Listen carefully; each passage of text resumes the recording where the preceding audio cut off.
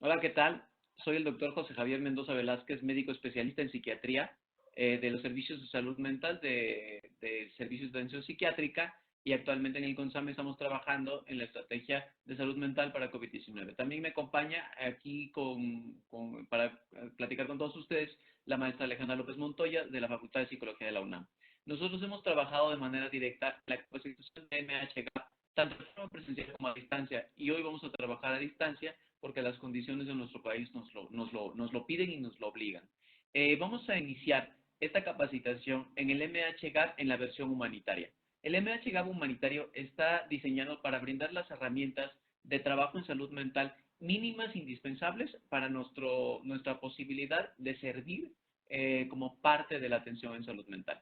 Y uno de los más importantes son las condiciones relacionadas específicamente al estrés. Y dentro de estos vamos a hablar del trastorno por estrés agudo y del trastorno por estrés postraumático. El material que vamos a presentar es material de las guías de intervención MHGAP y vamos a empezar a trabajar precisamente con esto. Vamos a definir que hay algunos elementos que influyen en la reacción de las personas. Nosotros tenemos que sufrir un estresor. Esta situación estresora es capaz de generar la ruptura de mi equilibrio en el manejo del estrés. Esto ocurre de forma normal. Nosotros tenemos estrés que es un estrés normal. Es el estrés que ocurre día con día. Este estrés generalmente nos permite resolver situaciones como no encuentro lugar, necesito llegar temprano, cosas así, ¿no? Eventualmente, estas situaciones se van a ir acumulando a lo largo del tiempo y van a favorecer algunas situaciones como el estrés crónico. Mientras más tiempo esté sometido a estrés, más estrés se va a ir acumulando dentro de todo esto. Pero de repente hay ciertas situaciones que aparecen súbitamente, como en este caso fue la contingencia por COVID-19, ¿no? En algún otro momento también trabajamos posterior al terremoto del 2017, pero este tipo de situaciones son factores que van a romper y generar el estrés, ¿no? Posterior a esto, la siguiente parte de influencia de todo esto significa que no para todas las personas es igual. Todos vamos a responder con estrés a una situación que altera nuestro equilibrio, pero esta situación va a depender de características tanto del factor, digámoslo así, generador del estrés como de nosotros mismos. En la primera parte vamos a analizar la naturaleza y la gravedad de los acontecimientos. Dentro de la misma circunstancia no es lo mismo pasar por una situación como la que estamos pasando actualmente de COVID-19 de lejos, en una situación donde el número de contagios es menor, a diferencia de cuando trabajas directamente con esto, como podría ser el personal de salud. Las experiencias previas, las personas que han tenido situaciones ya que hayan generado estrés post-trauma, estrés que nosotros le llamamos ya trauma, que es ese estrés suficientemente intenso que no se puede olvidar y que genera este recuerdo continuo. Estas experiencias que hayan tenido previamente, es como personas que hayan estado sometidas a violencia, a experiencias traumáticas, o por ejemplo las personas que tuvieron estas respuestas en el terremoto del 2017, va a afectar la condición en la que van a responder actualmente a este factor. El apoyo social, las personas con más apoyo social van a tener una reacción distinta que las que tienen menos apoyo social. La salud física, que particularmente en COVID-19 la información que hemos recibido ha sido muy hecha particularmente para identificar que la comorbilidad es uno de los principales elementos de riesgo para el desarrollo del estrés, ¿no? Particularmente, la salud física siempre es una posibilidad para regular el estrés. Si nosotros tenemos un sistema cardiovascular sano, es más fácil que regulemos el estrés de forma correcta. Nuestra historia personal, el haber estado sometidos a experiencias altamente estresantes, incluido que nuestras familias también hayan estado sometidas a esto, o tener familiares que ya hayan pasado por esto, es una situación importante para desarrollar más o menos estrés. Algunas culturas, algunas tradiciones favorecen esto y con la edad también. Las respuestas que nosotros podemos tener a situaciones como violencia, incendios, guerras, desastres naturales, van a variar conforme la presentación y la intensidad de estos factores que estamos mencionando. Pero bueno, para un panorama general, dentro de lo que nosotros normalmente estamos viendo, hay muchos puntos que pueden generar estrés extremo y que nuestros pacientes o las personas que están trabajando directamente con nosotros o las personas de nuestra comunidad pueden sufrir. ¿Qué factores pueden ser estos factores que podrían enfrentar nuestros pacientes, digámoslo así, compañeros de la misma comunidad? ¿Cuáles serían los más comunes? En nuestro país hay un factor muy importante, no hay territorios con más violencia que otros. Los territorios con más violencia tienen mayor riesgo de desarrollar estrés postraumático secundario a la violencia. Pero otros factores de estrés extremo también incluyen poblaciones minoritarias tanto sexuales, étnicas, por género. Cada uno de estos elementos son factores que pueden favorecer estas circunstancias y bueno, igualmente nosotros estamos expuestos ante ciertas situaciones a ser vulnerados en el contexto social y desarrollar cada una de estas cosas. Hay grupos de la población que están más expuestos a estrés que otros. Hay grupos de la población que responden que están más sujetos a experiencias estresantes que otros, pero todos vamos a responder de manera distinta.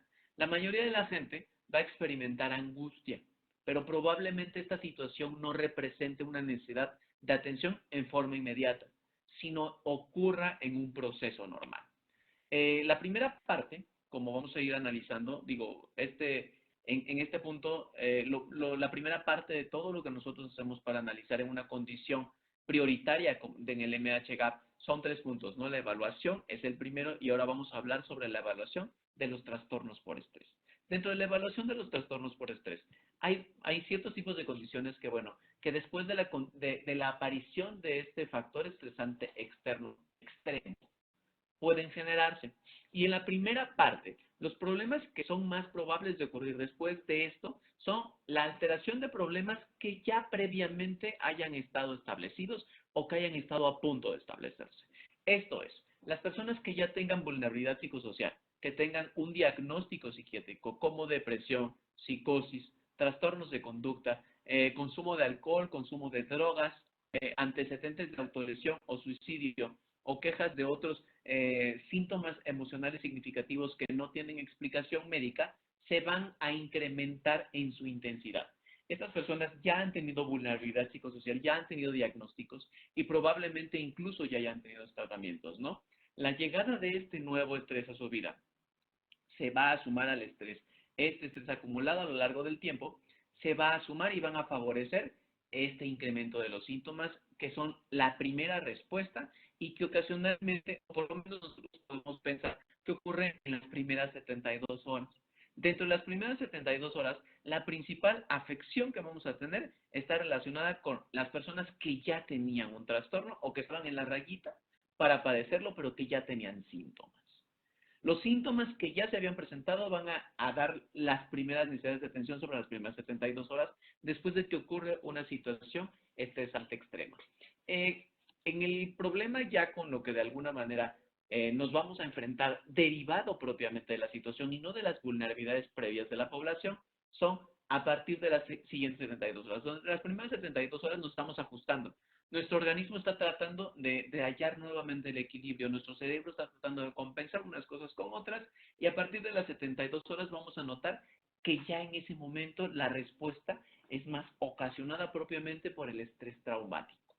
Los problemas relacionados principalmente a estos, relacionados al estrés directamente, se pueden dividir en ciertos puntos. Los síntomas significativos de estrés agudo que pueden ocurrir desde el inicio del estímulo, pero que nosotros pensamos que ocurren aproximadamente a partir de las 72 horas y hasta el mes siguiente.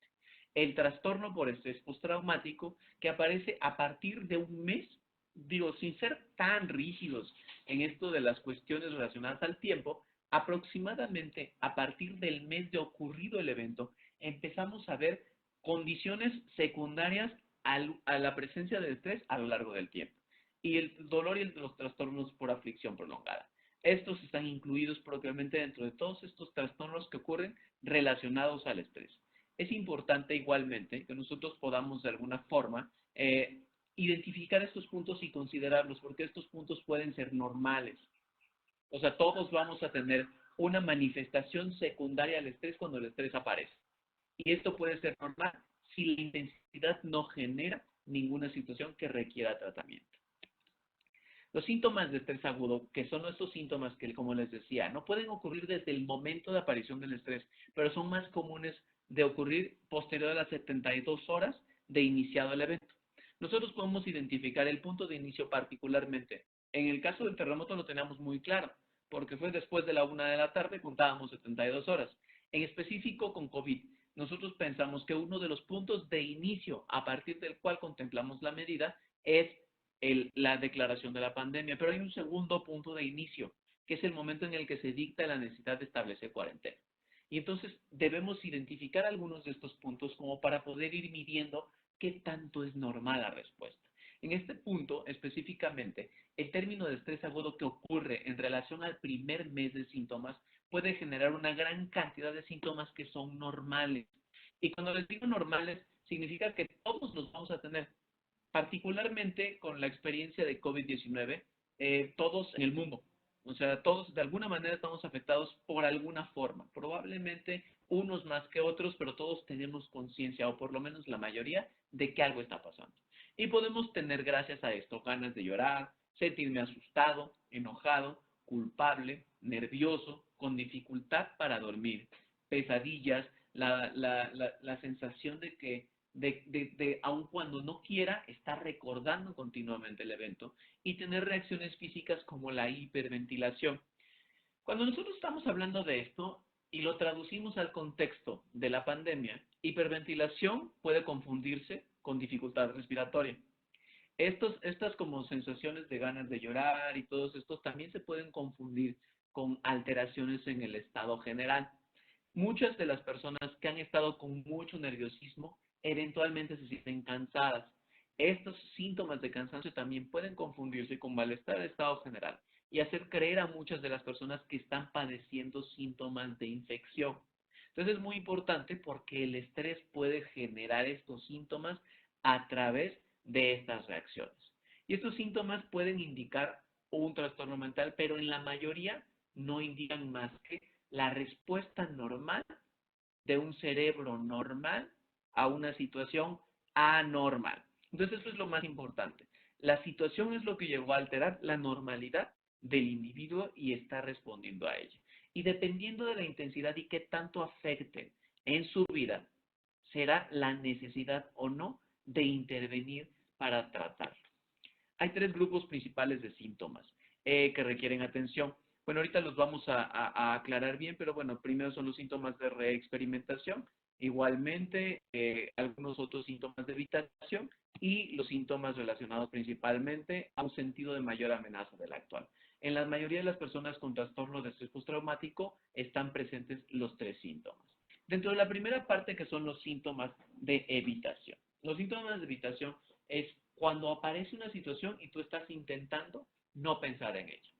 Esto, por ejemplo, incluye la evitación de lugares donde ocurrió el evento, evitar actividades que me pusieron en riesgo, evitar pensamientos o recuerdos del evento traumático. De manera particular, lo digo, cuando ocurrió el terremoto del 2017, los síntomas de evitación eran muy claros. La gente no quería subirse a elevadores, las personas no querían pasar donde sabían que había un edificio que se había caído. Y actualmente no tenemos muy claro específicamente cómo podemos evitar la pandemia. De alguna forma, hay momentos en los que la negación ha sustituido a la evitación y las personas llegan a pensar que no está pasando nada, ¿no? Pero es muy difícil evitar ante la gran cantidad de información relacionada al contexto de la pandemia. Por ejemplo, insisto, en otros casos, como una persona que sufre abuso sexual no desea pensar nuevamente en el evento, una persona que pasó por una situación no quiere hablar sobre esto. Esto es de alguna manera muy fácil de entender cuando, como de repente decimos, ¿no? Intenta pensar en un elefante blanco. O sea, intenta no pensar en un elefante blanco. Y en ese momento el elefante blanco viene a tu mente. Aun cuando nunca lo hemos visto, por cierto, el elefante blanco viene a nuestra mente. Y esto es un ejercicio con el cual podemos identificar que de repente cuando menos queremos pensar en algo paradójicamente es cuando más lo recordamos. Y esto ocurre en situaciones que normalmente generaron el sometimiento al estrés. Los síntomas igualmente relacionados con la amenaza percibida, igualmente, ¿no? O sea, la hipervigilancia, la exagerada preocupación de estar alerta todo el tiempo, y pues igualmente, ¿no? O sea, la persona generalmente está mucho más vigilante que en otras situaciones, está como con una respuesta de sobresalto mayor. Y esta situación es como que de repente alguien pasa, te saluda y te asustas, ¿no? Este mismo tipo de situaciones le hablamos de estas situaciones de hipervigilancia cuando de alguna manera dependen de que tú estás muy atento al medio. Y la parte de la respuesta de sobresalto exagerada es cuando no nada más estás muy atento al medio, sino estás sobrereactivo al estímulo del medio. El medio te da una respuesta y ante la respuesta tú reaccionas de forma exagerada. O sea, por ejemplo, pasaba mucho igualmente cuando escuchabas una alarma posterior al terremoto del 2017 y esta respuesta de sobresalto exagerada te hacía incluso a veces confundir algunas otras alarmas o los movimientos normales de la Tierra con la posibilidad de estar viviendo nuevamente esta situación. Igualmente, tanto la hipervigilancia como la respuesta de sobresalto exagerada nos pueden hacer sentir que estamos teniendo síntomas por la infección por COVID-19. Hay otro punto que también me gustaría nada más mencionar, que son los síntomas de reexperimentación, y es la necesidad de presentar síntomas. O sea, los síntomas de reexperimentación es, aun a pesar de que no quieras sentirlo, lo sientes. Y estos síntomas se pueden presentar como flashbacks, como soñar los eventos, o como especie de una especie de volver a vivir nuevamente las situaciones como si las estuviéramos pasando nuevamente. Hay ciertas características que van a estar asociadas con el trastorno por estrés postraumático. En todas las edades puede aparecer ansiedad, depresión, ira, insensibilidad, insomnio, quejas sin explicación médica. Y aquí, bueno, ya eventualmente posterior a este tema también vamos a hablar de los síntomas de quejas sin explicación médica que corresponden un poquito más a porque a veces incluso tenemos síntomas físicos que no se pueden explicar y que están relacionados en gran parte con el estrés. En adolescentes y adultos también ocurre los problemas de consumo de alcohol y drogas. Posterior a una situación de emergencia se ha visto que prácticamente aumenta el consumo de todas las sustancias que alteran el funcionamiento del sistema nervioso central. Y esto es que las personas que han tenido ya antecedentes de estos consumos es más probable que los aumenten y hay personas que inician su consumo posterior a estas circunstancias. En adolescentes igualmente el incremento en los comportamientos de riesgo y en los niños las conductas regresivas como orinarse en la cama, la autoestimulación o las rabietas que son al final del día alteraciones de la conducta o berrinches que de repente se nos están presentando. Al hacer la evaluación es recomendable tratar de establecer comunicación y generar confianza. Las personas que tienen estrés postraumático pueden evitar la comunicación sobre los eventos traumáticos porque no quieren volverlo a vivir y es una situación normal que tendremos que aprender a respetar. La persona va a empezar a hablar cuando esté lista para hablar. Y es importante mencionar que la información que nos están comentando va a ser confidencial. Nosotros, si por alguna razón estamos trabajando como promotores, como personal de salud, sea enfermería, psicología, trabajo social, medicina, lo que sea. Si nosotros estamos trabajando propiamente en esto, siempre hay que recordar que esta información es confidencial, ¿no? Para que esta situación asegure la privacidad y la confidencialidad del acto de atención de la salud mental. Y pues igualmente, ¿no? Las personas a veces tienen grandes dificultades para hablar sobre situaciones tanto de tortura, abuso o violencia sexual. Hay que establecer comunicación, hay que generar confianza. Esta situación es una situación que creo que es, en algunos momentos todos hemos estado acostumbrados a creer que a veces hablar de nuestras emociones nos hace irlas trabajando mejor. Lamentablemente no siempre funciona igual. A veces tenemos que hablar de nuestras emociones hasta que estemos preparados para hacerlo. Y en este punto tenemos que permitir al paciente el tiempo necesario. La persona puede hablar cuando quiera hablar. Nunca hay que presionar y es muy importante que cuando hable, en el momento en que alguien decida hablar, encuentre una respuesta activa de nuestra parte, ¿no? O sea, que nosotros vamos a escuchar de forma activa, vamos a participar de esta conversación, dando espacios, dando tiempo a la persona y ver cómo se siente, preocupándonos porque se sienta cómoda en el desarrollo de toda esta situación. Entre los síntomas igualmente de estrés postraumático pueden de alguna manera, pues bueno, es común el bajo consumo de energía, puede ser común en la depresión y en el dolor. Los problemas del sueño pueden ser comunes en la depresión y el estrés postraumático. La presencia de alteraciones en el estado de ánimo, la ansiedad o la irritabilidad son características que también pueden aparecer en la depresión y también están presentes en el estrés postraumático.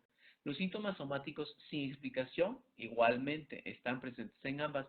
Las dificultades también. ¿Y por qué es importante mencionar esta diapositiva donde hablamos tanto de depresión? Una de las principales complicaciones a largo plazo de la experiencia de estos síntomas de estrés postraumático es la aparición de los síntomas de la depresión.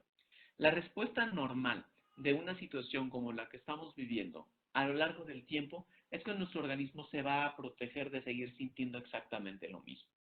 Si esto dura varios meses, dura muchos meses, toda esta respuesta, este cortisol que se está liberando a través de la respuesta normal de estrés, va a afectar a nuestro cerebro. Y los puntos que más se han visto que se vulneran son los lóbulos temporales y el hipocampo. Y estos están relacionados particularmente, también están afectados en la depresión y en la génesis de la depresión a partir del estrés. Entonces es muy importante que no olvidemos que hay una gran comunión entre los síntomas del trastorno por estrés postraumático y los síntomas de la depresión. Es igualmente importante mencionar que hay 5 puntos específicos que interesan dentro de la evaluación de los trastornos por estrés. Y bueno, uno de ellos es particularmente que una vez que existan los trastornos de estrés agudo normales, o sea, cuando yo hago una evaluación puede ocurrir cualquiera de todas estas cosas. Y la primera, y que es la más frecuente, es que presentemos síntomas significativos de estrés agudo. Y con esto es lo que mencionaba yo de la situación que puede ser normal durante el primer mes, dependiendo de la intensidad. Puede que no estés durmiendo bien, puede que estés muy irritable, puede que te sientas muy cansado, puede que sientas que te cuesta trabajo respirar. Y puede que relaciones algunos de estos síntomas con la aparición de la infección por COVID-19. Hay un punto muy importante. Cuando la situación aparece, cuando yo identifico el síntoma, sea físico o sea psicológico, el cuestionarme si la naturaleza de ese síntoma incrementa por el estrés, darle 1 o 2 días de evolución a esto, prácticamente elimina el síntoma, ¿no? O sea, preguntémonos cuántos de nosotros ya nos hemos tenido como la idea de que ya tuvimos la infección por COVID en algún momento de este tiempo de contingencia y es una situación muy alta. Igualmente, el trastorno de estrés postraumático, que como ya les mencionaba, ocurre posterior a un mes de esto, sin embargo, puede ocurrir mucho tiempo después. Hay trastornos por estrés postraumático que ocurren 6 meses después de la presencia del estímulo. En el trastorno de estrés postraumático ya no hay estímulo y aún así seguimos teniendo el síntoma. El estrés que generó fue tan alto que dejó una huella muy marcada. Esta huella muy marcada, incluso después de un mes de que el síntoma ya no está, puede seguir pasando. Hay un trastorno de estrés postraumático complejo que tiene que ver más con las personas que son víctimas de estrés de manera secuencial durante mucho tiempo, como ocurre en las situaciones de abuso o de violencia. Hay trastornos igualmente que están relacionados principalmente con dolor. Tenemos que evaluar las condiciones concurrentes y existe un trastorno de aflicción prolongada que pues prácticamente en la misma evaluación podemos determinar. Lo más importante es identificar cuándo el estrés es normal y cuándo requiere ayuda. Dentro de este punto del manejo, ahorita le voy a pedir nada más que me ayuden para que Ale pueda ayudarnos dentro de esta, para participar dentro de cómo vamos a hablar de los factores psicosociales actuales.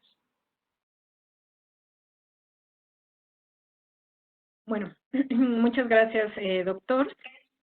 Como ya lo comentaba muy bien el doctor José, es importante identificar si estas situaciones siguen ocurriendo o siguen presentándose como, por ejemplo, ya lo mencionaba él, la violencia o el abuso doméstico, que ante esta contingencia también se ha visto que es uno de las prevalencias más importantes, no solamente en los indicadores que tenemos, sino también en las llamadas que de pronto recibimos en la atención psicológica.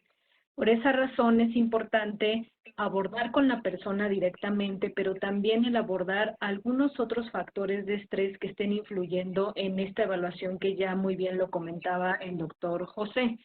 Por lo tanto, será muy importante preguntarle a la persona si además de estas situaciones en la evaluación, hay algunos otros factores estresantes que puedan explicar estos síntomas o esta evaluación, porque a través de algunas técnicas que vamos a tener oportunidad de ver más adelante, como la solución de problemas o incluso la relajación, nosotros podemos apoyar y aportar a estas personas para que se sientan mejor. Por ejemplo, en estos casos no solamente estamos viendo que es esta situación de violencia o abuso doméstico, sino también muchas personas han perdido su trabajo o por el momento están desempleadas y también puede ser un factor de estrés que esté contribuyendo a estos síntomas y que es muy importante abordarlos porque también podríamos nosotros dar alguna recomendación o dar algún apoyo en función de esa situación o incluso reactivar a la familia o el apoyo social que pudiera tener la persona en caso de que estuviera manifestando un factor de estrés relacionado con esta situación. Y que pueden ser diversos, la parte económica, la parte social, el solo hecho de estar en confinamiento ya es un factor de estrés, por ejemplo, el que tengamos que compartir el internet o las computadoras, es decir, todas estas cuestiones que quizá no estábamos acostumbrados son factores que influyen todavía más en estas situaciones de estrés y que vale mucho la pena valorarlos, evaluarlos para poder aportar mayores herramientas a las personas. La siguiente. Por lo tanto, una de las cuestiones importantes que vamos a aprender, que podemos utilizar con las personas, es justamente abordar esta parte de solución de problemas en 6 sencillos pasos. Es decir, apoyarles a ellos a identificar y definir claramente la necesidad o el problema que ahorita ellos estén pasando. Generalmente cuando estamos en una situación de estrés agudo o postraumático, puede que la persona tenga diversas situaciones y diversas necesidades y algo que tenemos que apoyarle es a priorizar o a jerarquizar estas necesidades porque de esta manera va a ser más sencillo el poder solucionar cada una de ellas. Es decir, que cuando nosotros les apoyamos a que identifiquen y definan el problema, puede ser más fácil el analizarlo y por lo tanto ofrecer posibles soluciones. Es decir, en lugar de que le demos respuesta a cada uno, que sí, lo vamos a hacer, pero vale mucho la pena que vayamos segmentando los problemas de tal manera que podamos dar respuesta y que la persona se pueda sentir autoeficaz de que no solamente puede identificarlo, sino puede ofrecer alternativas de solución ante esta situación. Evidentemente, como lo decía el doctor José, siempre partiendo de validar la emoción de la persona. Estas situaciones que comentábamos que generan el estrés ante la situación del COVID son totalmente válidas y naturales y no debemos de perder de vista eso, de validar la emoción, validar la necesidad, validar incluso las reacciones físicas que puede tener la persona ante esta situación, pero también apoyarla a ir sintiéndose de manera más autoeficaz para que también logre solventar estos problemas a lo largo de pues esta situación que estamos presentando. Entonces es importante decirle a la persona qué posibles soluciones pudiera tener ante esta situación y que sea ella quien nos lo vaya diciendo para generar esta situación de autoeficacia.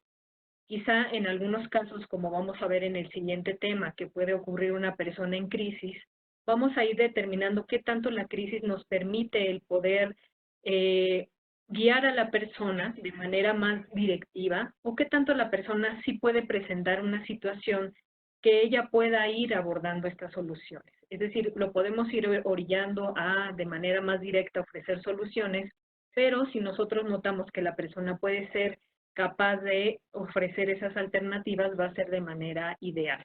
¿Cuántas soluciones? Pues entre más soluciones existan, mucho mejor, porque de esta manera las personas lo van a poder solventar.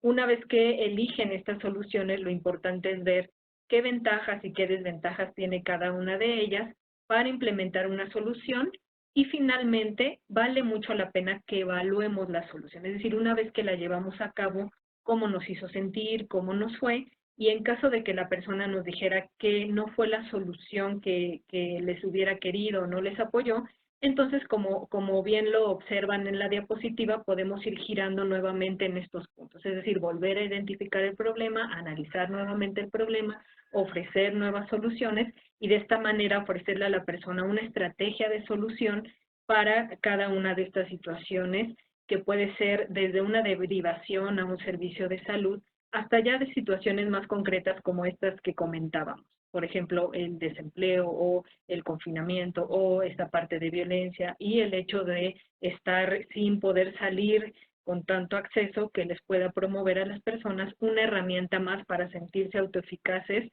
ante estas situaciones de estrés. La siguiente. Bueno, sabemos que para el manejo del estrés, nosotros como promotores de salud, como profesionales de la salud, podemos promover de cuidados a la salud que son muy fáciles de llevar a cabo y que, por supuesto, ayudan a las personas a sentirse más relajadas. Existen dos tipos de relajación, una que son los ejercicios de respiración y otros que son la relajación muscular progresiva. Sabemos que existen algunos otros, por ejemplo, de la imaginación, pero vamos a abordar a continuación estos dos ejercicios para que ustedes los puedan llevar a la práctica con las personas atendidas. La siguiente, por favor. Algo muy importante que debemos de preguntarle a las personas antes de llevar a cabo este tipo de habilidad es preguntarle si tiene algún problema en la capacidad pulmonar, que puede ser por EPOC o incluso alguna dificultad derivada por el COVID-19. Si la persona nos responde que no tiene ninguna dificultad para llevarlo a cabo, entonces sí podemos realizar este tipo de estrategia. Como ya lo decía el doctor José, la evaluación nos va a ayudar mucho, porque quizás si nosotros determinamos que la persona quizá no tiene un riesgo a la salud física, pero está hiperventilando, la respiración profunda sí puede ayudarles a estabilizar esta situación. Sin embargo, si nosotros detectamos que sí es una situación física, que esta estrategia pueda pues hacer que las personas no se sientan mejor, entonces vale mucho la pena mejor dirigirnos a la siguiente estrategia que vamos a ver a continuación. Entonces, este tipo de respiración es muy sencilla y lo que tenemos que pedirle a la persona es que coloque una mano sobre su pecho y otra sobre su estómago y que primero respire de forma en como ella está acostumbrada, en que normalmente lo hace.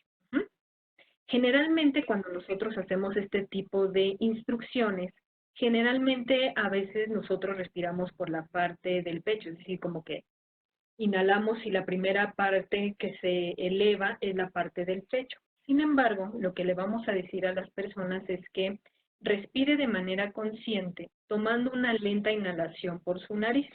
Ahorita, por ejemplo, nosotros como promotores de salud, que quizá nuestra intervención pueda ser a distancia, como en esta capacitación, vale mucho la pena que incluso a través de las llamadas, si es que estamos haciendo atención vía telefónica, procuremos dar estas instrucciones para que la persona lo vaya entendiendo y lo vaya realizando. Entonces, que inhalen por su nariz, dejando que el oxígeno entre lentamente y llegue al punto en que la mano del estómago sea la primera que se mueva. Es decir, le vamos a decir, inhale por su nariz y le vamos a preguntar, ¿cuál fue la mano que primero se levantó? ¿La de su pecho o la de su estómago? Si las personas nos dicen que es la de su pecho, entonces le vamos a pedir que se imagine que quizás su estómago es como un pequeño globito que van a tener que inflar y desinflar cada que exhalan el aire. Esto nos puede ayudar a que realmente la respiración inicie desde el estómago, suba al pecho y entonces tengamos una respiración más profunda. Les comentaba, si lo podemos hacer presencialmente, le podemos corregir a la persona viéndola y escuchándola de cómo lo hace, pero si lo estamos haciendo vía telefónica, podemos preguntarle cuál es la mano que sintió que se levantó. Si la persona nos comenta que fue la del pecho, entonces le pedimos que vuelva a respirar de tal manera que poco a poco esta respiración vaya siendo tan profunda y tan lenta que la primera mano que se mueva sea la de su estómago. Nosotros podemos irlo guiando haciéndolo también nosotros, es decir, respiramos, mantenemos y exhalamos lentamente por la boca. La instrucción que les vamos a decir es que la exhalación debe de ser más lenta que la inhalación, aproximadamente el doble de tiempo. Podemos apoyarlos incluso contando, es decir, podemos contar en la inhalación 1, 2, 3, 4, sostengo 1, 2 y exhalo en 6. 1, 2, 3, 4, 5 y 6. También podemos ir modulando nuestro tono de voz para que esta guía a través de nuestra comunicación verbal les promueva y les apoya a las personas a mantenerse o a cuidar una situación que los mantenga más relajados. Hay que cuidar también que siempre nuestra postura esté con la espalda derecha, echando los hombros hacia atrás, e incluso si nos están llamando vía telefónica, les podemos preguntar si pueden dejar su celular o su teléfono y ponerlo en altavoz. Y bueno, si no pueden realizar esto, pues la intención es que nosotros los apoyemos a eliminar esos obstáculos con el objetivo de que la persona lo pueda hacer. Entonces, vamos a practicarlo. Inhalamos.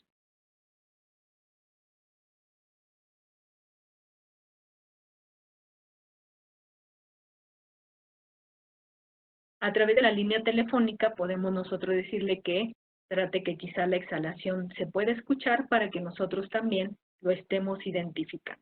Lo ideal es que nosotros lo llevemos durante varios minutos con el objetivo de que la persona pueda percibir la diferencia entre sentirse quizá agitado o con este estrés y la diferencia de sentirse relajado. Entonces, cuando nosotros lo hagamos con las personas, procuremos que lo hagamos unos 3, 5 minutitos para que las personas al final nos puedan decir cómo se sintieron posterior a esta respiración.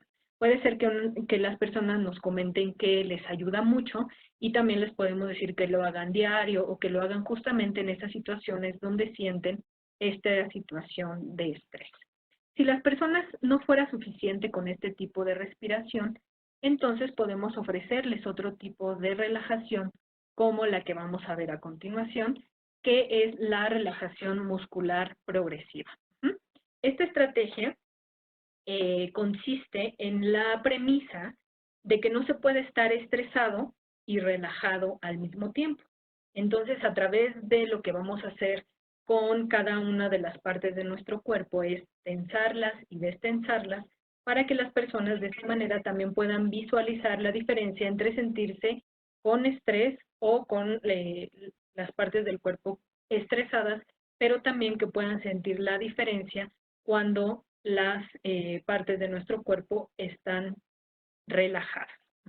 Ahora, algo importante es que si se puede, acompañemos la respiración profunda en conjunto con este tipo de relajación porque va a ser mucho más favorable. Es decir, que cuando las personas inhalen, por ejemplo, tensen las partes de su cuerpo y cuando exhalen, las puedan destensar. Es decir, el poder acompañar la respiración profunda en conjunto con la respiración muscular progresiva puede ser de muchísima utilidad. Entonces, podemos darle igual instrucciones a la persona. Primero, dependiendo también nuestro tipo de intervención, podemos preguntarle dónde ellos en la parte de su cuerpo consideran que sienten el estrés. Algunas personas pueden decirnos que en la parte del cuello, algunas en la parte de las manos, algunos en la parte de la cara, de los ojos, de las piernas, del estómago, y ahí yo puedo dirigir la relajación diciéndole, por ejemplo, si fuera una persona que me dijera que es en la parte de los hombros, entonces yo puedo irlo dirigiendo y decirle, en 5 tiempos, mientras usted inhala, vamos a ir elevando nuestros hombros como si usted quisiera tocar sus orejas. Entonces le vamos guiando, entonces vamos 1, 2, 3, 4, 5 y en 5 tiempos podemos irlo relajando. 1, 2, 3, 4 y 5, invitando a la persona de que mueva sus hombros, que mueva su cabeza, y así lo podemos ir haciendo con cada una de las partes del cuerpo. Lo ideal de esta estrategia es que lo hiciéramos en todas las partes del cuerpo, que cierre sus ojos, que apriete su mandíbula, que apriete sus dientes, las manos, que los ponga como puños y que después lo relaje. Como les decía, ante esta premisa de que no se puede estar tenso y relajado al mismo tiempo y que las personas también nos puedan decir cómo se sienten posterior a este tipo de relajación, que en muchas ocasiones a muchas personas también les puede ser de mucha utilidad. Entonces, si ustedes lo pudieran hacer con todas las partes del cuerpo, la idea es que aprieten cada una de sus cuerpos, de las partes de su cuerpo, y al final pedirle que lo haga con todo el cuerpo, que apriete sus ojos, la boca, eleve sus hombros, los brazos, los puños, las piernas, y al final los relaje todos completos para que sienta esta sensación de sentirse relajado y no con el estrés que pudiera generar en el cuerpo. Acompañándolo, recuerden también, de la voz. Podemos nosotros decirlo, me siento cada vez más tranquilo. Respiro por mi nariz, me concentro en el aire que entra por mi cuerpo y sale lentamente por mi boca. Es decir, esta parte de la comunicación y del tono de voz también nos puede ayudar a dirigir a las personas. La siguiente.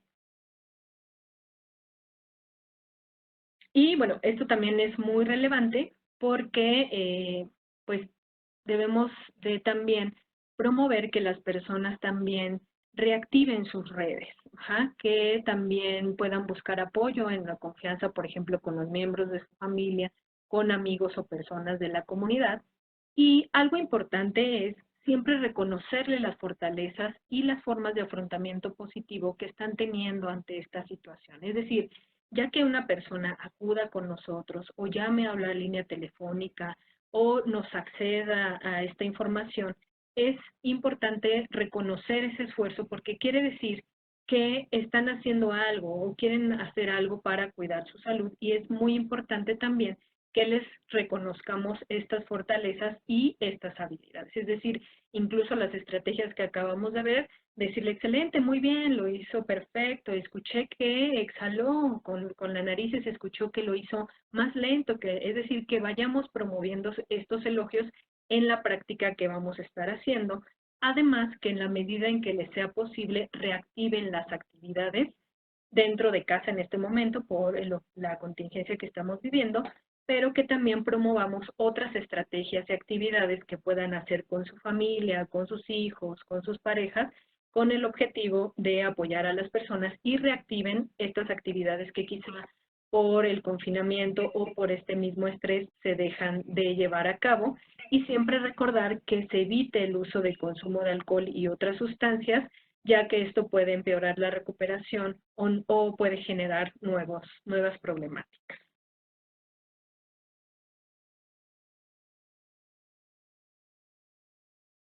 Bueno, si quieres, yo Sí. comento un poquito de esto.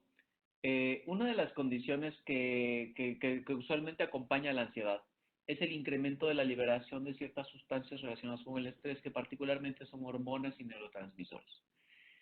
Esto hace que nos mantengamos, como ya mencionamos, tensos, hiperalertas, como siempre dispuestos a encontrar cuál es la siguiente situación que me podría poner en riesgo. Y esto, una de las principales cosas es que cuando tú te vas a acostar, uno de los puntos más difíciles en poner en orden es tu pensamiento. O sea, cuando tú llegas a tu casa, estás dispuesto, bueno, ahorita que estamos en casa siempre, pues bueno, cuando estamos en casa ya llega la hora de irte a dormir y te vas a tu cuarto. Y estás intentando, como estás relajado, estas técnicas que menciona Alejandra van a ayudar mucho para resolver este problema. O sea, el insomnio principalmente es una de las complicaciones más comunes asociadas a los síntomas de estrés agudo. No solamente tiene que ver con una situación relacionada con el estrés, porque si aparte digo, es importante aplicar estas estrategias de manejo del estrés, como por ejemplo lo que nos estuvo mencionando aquí la maestra Alejandra. Además es importante descartar causas externas. El sueño tiene reguladores internos y tiene reguladores externos. Los reguladores internos principalmente están alterados por la presencia de las hormonas. Los reguladores externos están alterados también porque no estamos yendo a nuestras actividades normales. O sea, hay muchos puntos que no están permitiéndonos regular nuestro sueño de forma correcta. Entonces tenemos que regularlo de manera, digamos así, voluntaria nosotros, ¿no? O sea, esta situación es importante. Si el problema del sueño pueda venir por causas externas, hay que quitar la mayor cantidad de causas externas. No duermas con la tele encendida, que no haya de preferencia tele en tu cuarto. Actualmente que tenemos que utilizar áreas de nuestra casa para diferentes cosas, no hay que trabajar en la cama. O sea, este tipo de cosas ayudan y esos pueden ser reguladores externos, o sea, eliminar el ruido, eliminar la luz. Causas físicas igualmente pueden ser causa de insomnio, como la presencia del dolor. Igualmente, con el insomnio es importante pedirle a la persona que nos ayude tratando de identificar por qué no duerme. La mayor parte de las personas tienen identificadas las causas que ayudan para que no duerman. Pero bueno, igualmente hay que ayudarlos a hacerlos conscientes y expresarlos. En adolescentes y adultos también, insisto, considerar técnicas de relajación, que con niños es un poco más complicado. dar consejos sobre higiene del sueño. Los consejos sobre higiene del sueño principalmente están relacionados, uno, a tratar de conservar la misma cantidad de tiempo de sueño cada día. O sea, sé que hay gente que tiene que trabajar a diferentes horas, pero hay que tratar de dormir la misma cantidad y en el mismo patrón. O sea, ya sea a la hora a la que duermes, tratar de dormir en forma continua con la menor cantidad de siestas posible. Hay una serie como de sugerencias también que pueden alterar, dependiendo de que al final del día somos un organismo y nos podemos modificar por diferentes cosas, es qué tipo de comida voy a ingerir justo antes de dormir. O sea, es no comer comidas copiosas, no comer comidas grasosas, no comer comidas picantes que puedan favorecer el reflujo durante la noche y esto pueda alterar nuestro sueño. También no comer o beber eh, alimentos que puedan ser potencialmente estimulantes, como el café o el té, no tener actividad física intensa. Es también muy importante porque esto puede estar modificando algunas conductas y no permitir que nos vayamos a dormir de forma correcta. El alcohol, a diferencia de lo que mucha gente hace, porque si hay mucha gente que de repente se toma una copa para irse a dormir, favorece mucho el reflujo, modifica mucho la mecánica digestiva, modifica mucho el funcionamiento del sistema nervioso central y esto afecta el sueño. O sea, no tenemos un sueño correcto cuando utilizamos alcohol para dormir. Entonces, las normas de higiene del sueño se tratan principalmente de identificar si tenemos alguna de estas cosas que afectan naturalmente el sueño y tratar de quitarlas. La ropa debe ser cómoda, la temperatura debe ser cálida, la iluminación debe ser tenue, no con música, no con televisión, no trabajar en la cama, no comer en la cama. Son situaciones muy importantes para que podamos dormir correctamente. Y pues bueno, igualmente, ¿no? O sea, una vez, bueno, eliminando todos estos elementos externos, es importante reevaluar si esta situación permanece. En los niños particularmente puede ocurrir un fenómeno muy común. Esto es más en situaciones gravemente estresantes. Y probablemente las situaciones gravemente estresantes ocurran un poquito más relacionadas con la cuarentena, con el confinamiento a casa, que propiamente con la enfermedad para los niños, ¿no? Es mucho más frecuente el incremento de la irritabilidad y la violencia doméstica durante la cuarentena. Y entonces de repente podemos tener exabruptos en casa que hacen que el niño responda de forma estresada y tenga este síntoma, ¿no? Entonces para esto hay que identificar de manera muy clara si esto ya había pasado antes, si hay alguna causa física, explicar igualmente que estos trastornos, o sea, no son situaciones ocasionadas por el estrés y regañar al niño porque lo hizo va a generar más estrés y va a ser contraproducente y va a empeorar los síntomas. Igualmente vale la pena considerar la posibilidad de hablar con los padres sobre intervenciones que pudieran ayudar, igualmente en sede de trabajo con recompensas, igualmente tiempo extra para seguir, para relajarse, pueden ser como esas como compensaciones por haber hecho lo correcto, ¿no? Y si el problema persiste después de un mes, hay que reevaluar y trabajar en las causas físicas. De inicio no se dan tratamientos, de inicio se busca pues no sé, o sea, que el niño no consuma líquidos de manera amplia antes de dormir, que se vaya a dormir en los horarios correctos, que si una noche todo lo hizo muy bien, decirle que lo hizo muy bien, y que a diferencia de lo que a veces hacemos, ¿no? Que cuando alguien hace algo mal siempre se lo dicen, pero cuando hace bien hasta dices, era tu obligación hacerlo bien. No, o sea, ya ahorita le voy a pedir a Alejandra, no sé si quiera comentar algo sobre este punto.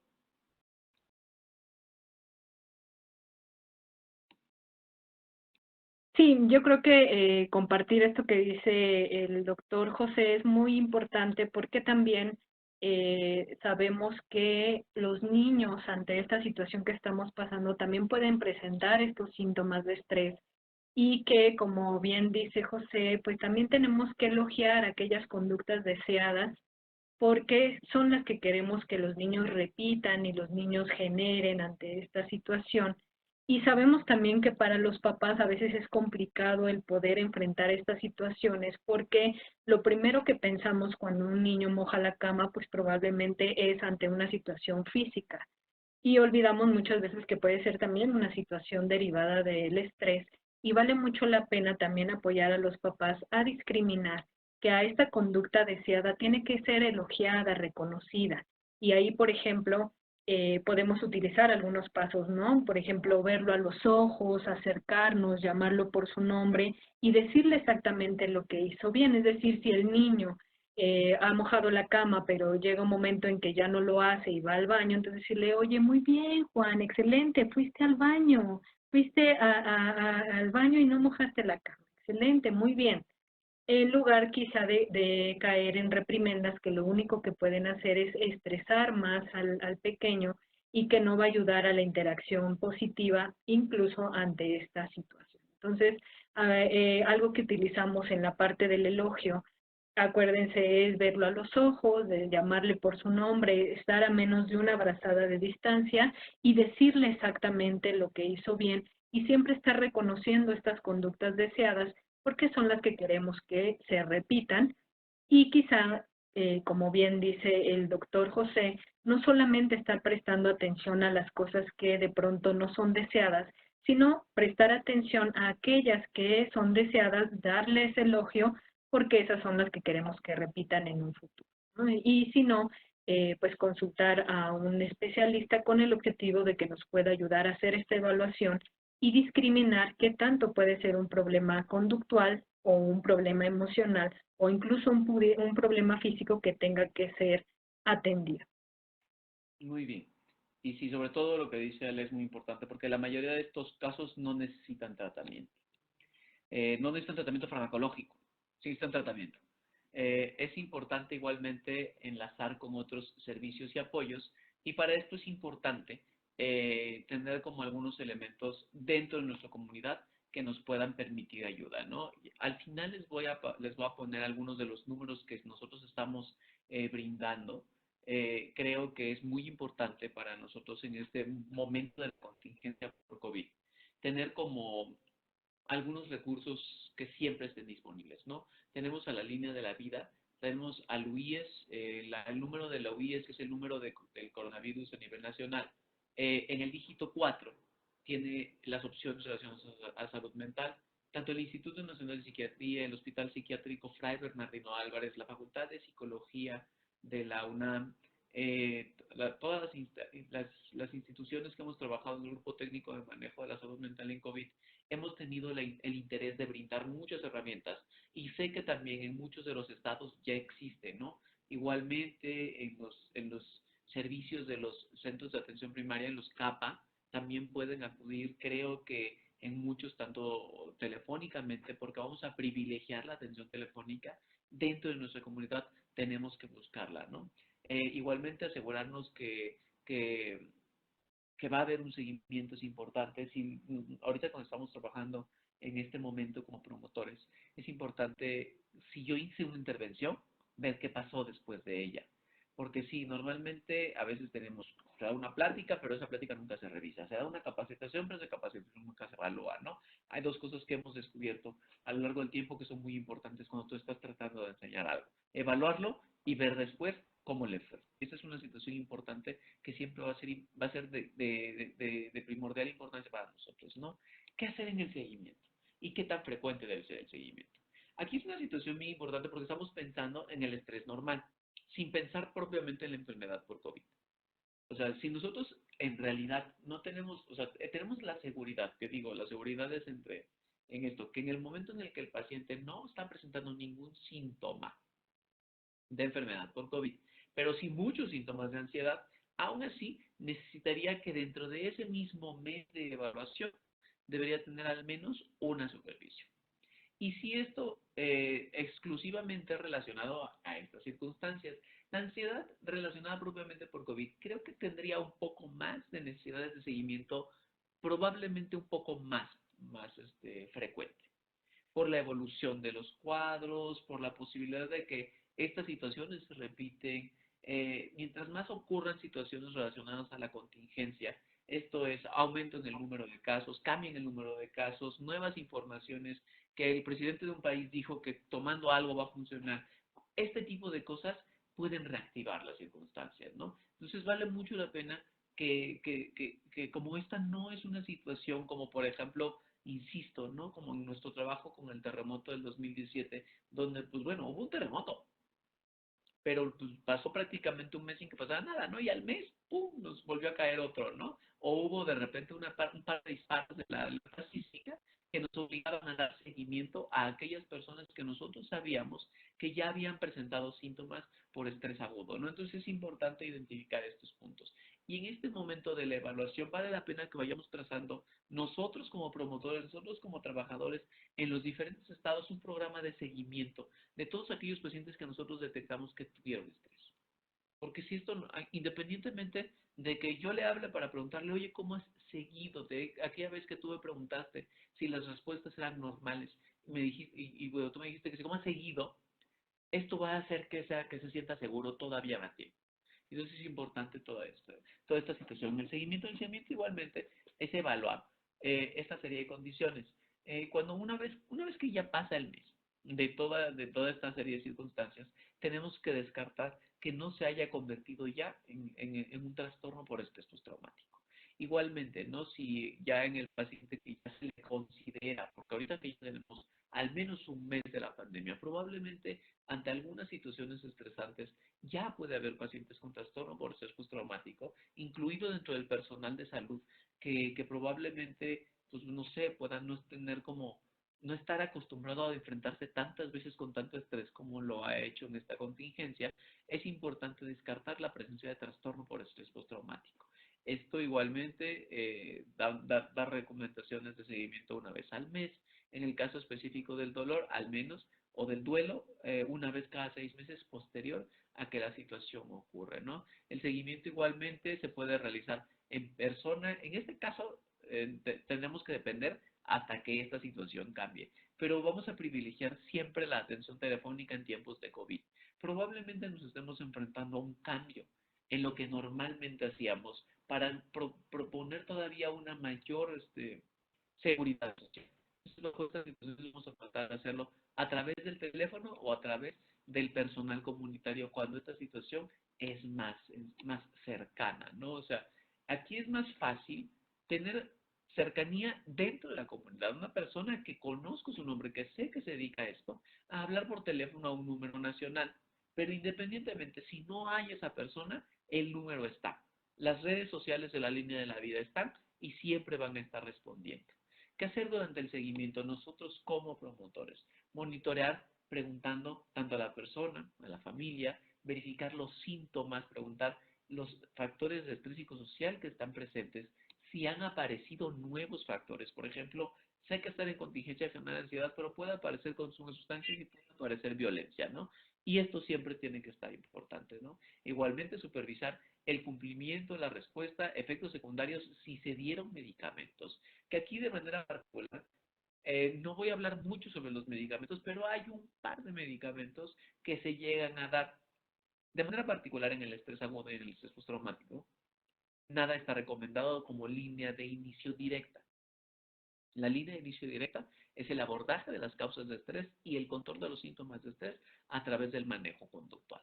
Entonces, dentro de nuestros elementos, uno de los puntos más importantes es la psicoeducación, porque mientras más vaya identificando la persona que los síntomas son ocasionados por el mal manejo de una emoción y le vaya dando importancia y enfoque a esa emoción, es más probable que pueda ir controlando poco a poco cada vez más su estrés. Algunos mensajes clave. Durante el primer mes, vamos a situar, como para cerrar esto con puntos así como muy específicos que no debemos olvidar. Las primeras 72 horas son muy volátiles. Pueden pasar muchas cosas, pero generalmente las cosas ocurren dentro de las primeras 72 horas ya tenían un sustrato previo. Enfermedades previas, condiciones previas, síntomas previos que se alteran en este momento del inicio del estrés agudo. Ya en el estrés agudo, durante el primer mes, que puede ocurrir desde el momento en el que aparece el estímulo hasta el primer mes, estos síntomas usualmente, o después del trauma, esto usualmente pueden ser normales y pueden ser trabajados en el primer nivel de atención por los proveedores de los servicios de salud, incluidos los promotores, porque la mayor cantidad de estos síntomas no necesitan ninguna clase de tratamiento farmacológico. Y esto es importante de identificar. Lo podemos tratar si psicoeducamos, damos orientación, utilizamos las técnicas de relajación de estrés y en todo caso canalizamos a la persona correcta. El tratamiento por estrés postraumático en la atención primaria de la salud implica igualmente abordar factores de estrés psicosocial, poder educar, dar herramientas para el manejo del estrés y, como les decía, referir si es que necesita algo más. El uso de antidepresivos es segunda línea y no siempre debe indicarse. Entonces, lo único que creo que vale la pena identificar es que los fármacos en este caso no son de inicio. Las personas que están en duelo muy probablemente también van a necesitar apoyo, pero no farmacológico. De manera particular, durante esta emergencia por COVID, y aun cuando lo vamos a ver en otro tema, el duelo va a ser una causa posible de estrés. Entonces, vale la pena que siempre estemos presentes ante esta situación. Considerar la posibilidad de condiciones dentro del MHGAP que iremos viendo, así como depresión, consumo de sustancias, que puedan estar, que ahorita no se vean tanto porque estamos viendo mucho la situación crítica de la ansiedad, pero que de alguna forma van a estar presentes y que probablemente una vez que el estrés se pueda controlar, aparezcan estos síntomas. No siempre es importante descartar estas cosas, ¿no? Y hay tres cosas que siempre me va a ser importante decir, ¿no? Hay tres condiciones que el estrés genera que necesitan tratamiento de forma muy, muy rápida. Y una es la violencia. O sea, si la persona pueda ser víctima de violencia, cualquier persona de la comunidad que esté pasando por un periodo de estrés, hay que averiguar que no sea víctima de violencia. Como segundo, que no esté en contacto con sustancias o que no consuma sustancias. Es muy frecuente que las personas que presentan situaciones emergentes como estas puedan empezar a consumir sustancias. ¿Y cómo lo vamos a ver? Lo normal es que si ya tenías un patrón establecido de consumo y este patrón cambió, si hay alteraciones o modificaciones específicas de tus funciones o de lo que hacías normalmente por el consumo de sustancias, algo está pasando que necesita ser tratado. Y la tercera es la ideación de muerte. O sea, cuando la persona deja de estar disfrutando de su vida por un síntoma. Y esto puede ocasionar el riesgo más importante de ser. Entonces, estas tres cosas siempre se deben considerar a la hora de evaluar una situación de estrés. Alejandra, no sé si quieras decir algún mensaje final.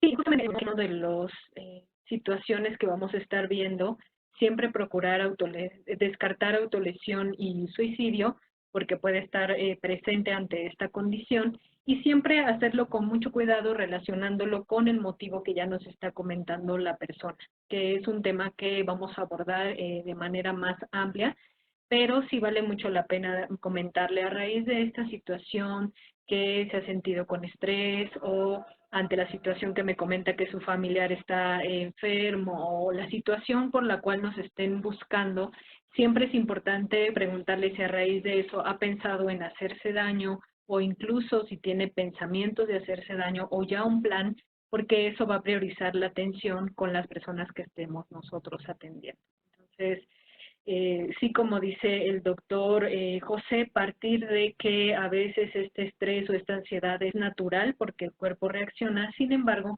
siempre estar pendiente del seguimiento con el objetivo de ver si esta naturalidad no pudiera estarse convirtiendo en una situación problemática que deba de ser atendida durante el proceso que estamos pasando por la contingencia, pero también posterior a la contingencia, donde quizá vamos a ver todavía más estas situaciones de salud mental posterior a que pase esta situación. Entonces, estar muy, muy al pendiente. Y también quisiera aprovechar de estar al pendiente también de nuestro propio autocuidado, es decir, nosotros como profesionales de la salud, como promotores de la salud, también pudiéramos estar presentando este tipo de estrés de estas modalidades que ya nos compartía el doctor José y que vale mucho la pena también como primer punto reconocerlo en nosotros mismos y trabajarlo en caso de que así fuera necesario, partiendo de una labor de autocuidado donde incluso lo que sabemos actualmente es que muchos de nuestros profesionales que están directamente con, pues, cuidando o atendiendo a personas o familiares con COVID, pues también pudieran estar presentando esta situación. Entonces vale mucho la pena que lo tengamos muy en cuenta de partir de nuestro autocuidado para posteriormente apoyar a las personas que ya sea que nos llamen a una línea telefónica o que nosotros vayamos a estar atendiendo directamente. Sí, y antes igual, cualquier duda que hubiera específicamente relacionada a la contingencia, les sugiero visitar el micrositio de coronavirus, que es coronavirus.gov.mx. Hay una pestaña ahí que se llama Cuida tu salud mental. Ahí hay una gran cantidad de recursos que nos pueden ayudar a manejar el estrés. Dentro de algunas otras recomendaciones que les puedo hacer, también tenemos algunos números, ¿no? que han estado funcionando desde el principio. El número de la línea de la vida, que es el número el 800-911-2000, y el número de la Unidad de Inteligencia Epidemiológica en Salud, que es el número 800-0044-800 a través de la marcación 4, que es el dígito correspondiente a salud mental. En el momento en que ustedes marquen estos números, les va a canalizar con un servidor que puede ayudar a resolver algunos de sus puntos, ¿no? Dentro del resto, digo, ellos nos van a ayudar a canalizarnos tanto a las líneas de la UNAM, del Consejo Ciudadano, de los centros de integración juvenil e incluso dentro de los hospitales de servicios de salud mental, como la Institución de Psiquiatría o el Hospital Psiquiátrico Fray Bernardino Álvarez. Insisto, les haremos llegar esta información de forma escrita y pues bueno, por mí creo que es todo. Estamos hablando ahorita sobre trastornos por estrés agudo y trastorno por estrés postraumático. Este módulo se complementará con los módulos de duelo y el módulo de otros trastornos sin explicación médica que abarca esos síntomas que comúnmente nosotros le llamamos somatización. Entonces vamos a tener este primer módulo y ya después iremos haciendo en un total de 3 módulos y una evaluación para cada uno de ellos. Agradezco su atención y agradezco mucho la cooperación tanto de OPS como de la maestra Alejandra López Montoya. Al contrario, estamos a sus órdenes y muchas gracias a todos.